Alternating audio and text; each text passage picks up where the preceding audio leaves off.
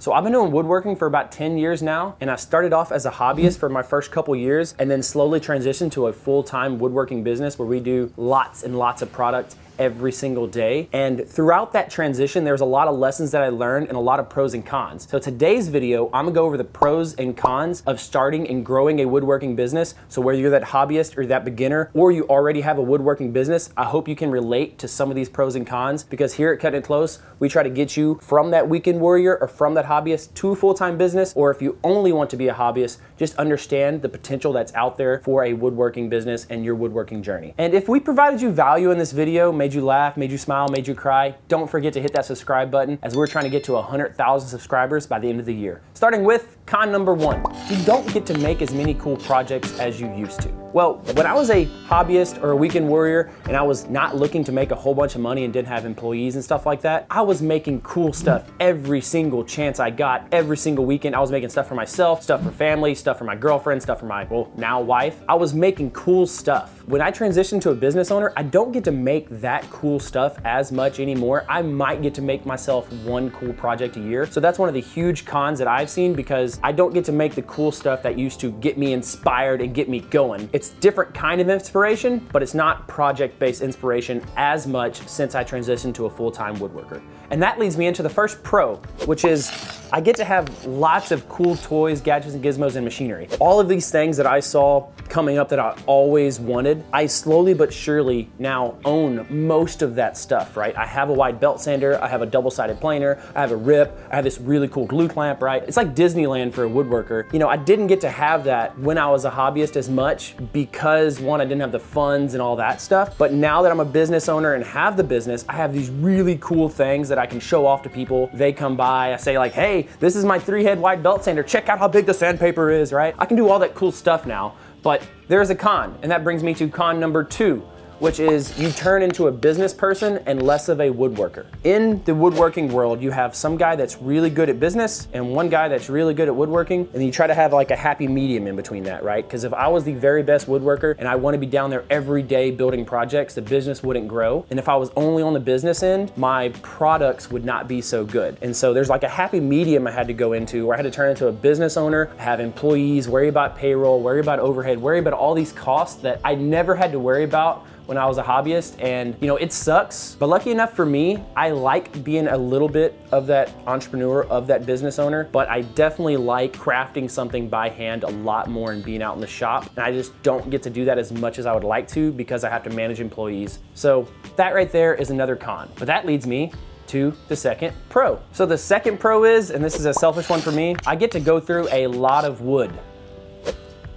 Yeah, it's a pro. Grow up, get your mind out of the gutter, you When I was a hobbyist, I used to go, I'd get by, 100 board foot, 50 board foot at a time, go to the store, get to pick through it. Well, now we get to go through multiple bundles a week, so thousands and thousands of board foot. So as I'm going through all this wood, I get to see all the different figurations, and I get lucky a lot more with like a super wide, like just recently I got a 26-inch wide piece of walnut 8-quarter that was just absolutely beautiful, right? You don't really get to see that as a hobbyist because you're not buying so much. And whenever you buy that much as a woodworking business, you get it a lot cheaper. So my wood costs have gone down 30 to 50% depending on the wood since I became a woodworking business, which is very interesting because you realize like how much picking through that wood actually costs versus just getting a giant bundle of wood in your possession. But that is a really cool thing that a lot of people don't think about, is this the amount of wood I get to go through and pick through. So whenever I do get to build that one project for myself a year, I get this really cool, interesting looking wood that I get to build it with. Huge pro that nobody really talks about, you may not think about, but I really like it. And selfishly, I love looking at different configurations of wood and getting it cheap because I'm a pretty frugal guy. And that leads into the third con, which is everything in the shop starts becoming about numbers, hitting quotas. My personal business is a production shop, and so we're all about numbers. We're not about like, how beautiful is this piece of wood? Like, oh my gosh. Oh my God! that doesn't happen as much. We're all about like, hey, we have to hit these numbers, we have to go through this much wood, we have to make this much product, we have to sell this much a day in order to keep the doors open, right? But you know, as a hobbyist, I didn't worry about that as much. I didn't worry about how long it took to do a glue up, right? I just did one. But whenever you're the owner of a business and it takes you 30 minutes when it should have took you 15 minutes, and you're doing 70 glue ups a day, and you realize that just cost you however many hours that is, that starts nagging on you and weighing on you. And whenever you look at time like that and look at numbers, that goes back to you don't get to make a lot of cool stuff for yourself because it's all about numbers, hitting quotas and stuff like that. Now, is it really all about that every single day in the shop? No, but at the end of the day, it is a business. We do have to hit numbers in order to make money, in order to keep the doors open, to keep all my employees getting paid, and to have them keep their jobs, which is probably the most important of all these things. And that brings up pro number 3, which is woodworking can be very, very lucrative. It's a really good business to get into if you nail it right. You see what I did there? And when you have good years, you do make quite a bit of money. When you have bad years, you could lose quite a bit of money. But it is a very lucrative business that can have pretty significant margins if you do it right. And so that is a huge pro. That's why I'm in woodworking, because there is good margins there if you do it right, if you run a good business, if you hit your numbers, if you treat your employees right. There's a lot of ifs, but it can be very profitable. Take it for what you will, but I see that as a huge pro, that it is a good business to get into and it's not a sinking ship. And I do like that about woodworking. And funny enough, how lucrative this business is, con number 4 plays right into that hand, where like, it's a lot more expensive to get into woodworking and start a woodworking business than you would ever think. Once you go past those hobbyist tools and that weekend warrior, you know, tool set and tool mentality, everything gets really, really expensive. So I have woodworking equipment in my shop that is over $100,000 for just one piece of equipment. And as I was coming up, I had to make those giant purchases where I was used to everything being around $1,000, right? And $1,000 planer, $1,000 edge sander, $1,000 drum sander, all of that good stuff. Well, then when I started to have to do the business side of it, I had to start buying stuff for $3,000, $5,000. Then it started to be $10,000. Then it climbed up and have one piece of equipment in my shop that it's multiple hundreds of thousands of dollars is what it cost me to buy that equipment to keep doing business. So it's way more expensive than you would ever think to actually get into it. And as you're getting into it, you don't have to front $100,000 right away, but over the course of time, you will find yourself spending more and more money on machinery and the buildings and all these taxes that come into it. And it gets really, really expensive. And then you really have to start understanding the numbers of your business and how to be a business owner. It's just something that I never dreamed of and I never imagined, because all my hobbyist stuff was like $1,000. And then all of a sudden I'm spending $10,000, $20,000 on pieces of equipment that virtually do the same thing as that hobbyist piece of equipment, just better and faster, and they're heavier.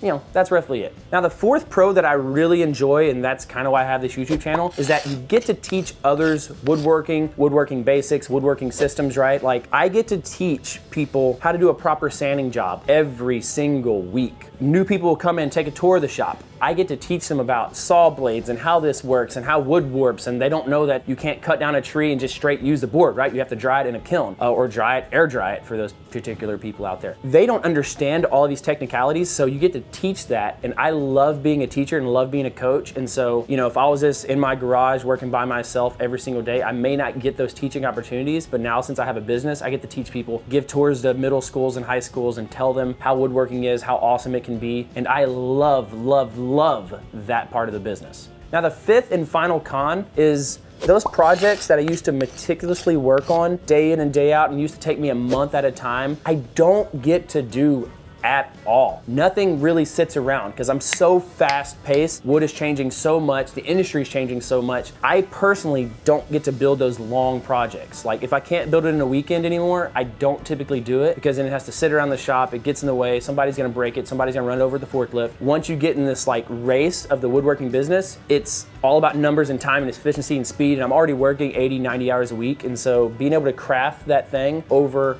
and over and over again, have that 40-hour long project that you can like sit on a pedestal and just be super proud of, I don't get to do anymore. And that really kind of sucks, but you know, it is the price you pay to have a lucrative business, potentially, right? But that brings me to the 5th and final pro that I think is the most important, and it's that woodworking is an honest day's work. It's an honest job. It's an honest industry. And so at the end of the day, you're making products, distributing them to thousands and thousands of people that are gonna last a very long time. So as long as you're honest, making a high quality product and selling it to your customers and treating them right, you have a legacy that you're starting to establish, because wood lasts last so long. I mean, my parents have stuff that are handed down from their parents that are handed down from their grandpa that was made in, 1800s. And that is so cool because I know 1 or 2 of my products are gonna get handed down over a long period of time, right? They're gonna get handed down 100 years from now, and my brand is gonna be on it. My mark is gonna be on it. So I feel like I'm leaving my mark on the world with an honest job, making honest products and selling them to people in a very honest way. And I love that about my woodworking business and about the wood industry. And I think it's really hard to find an industry that you can say that about in today's modern times. So I love that about woodworking. I absolutely love being able to walk into my shop every day, see all the cool equipment, talk to my employees, get to show stuff off. I still get to make stuff for other people, don't get to make as much stuff for myself. I hope this video didn't discourage anybody because to me, the pros definitely outweigh the cons, but I just wanna make this known to y'all. If anybody that's watching, there is cons to starting a woodworking business and it's not all sunshine and rainbows. So guys, if you got value out of this video, don't forget to like and subscribe once again, because we're trying to hit 100,000 subscribers by the end of the year. And remember guys, if you ain't cutting it close,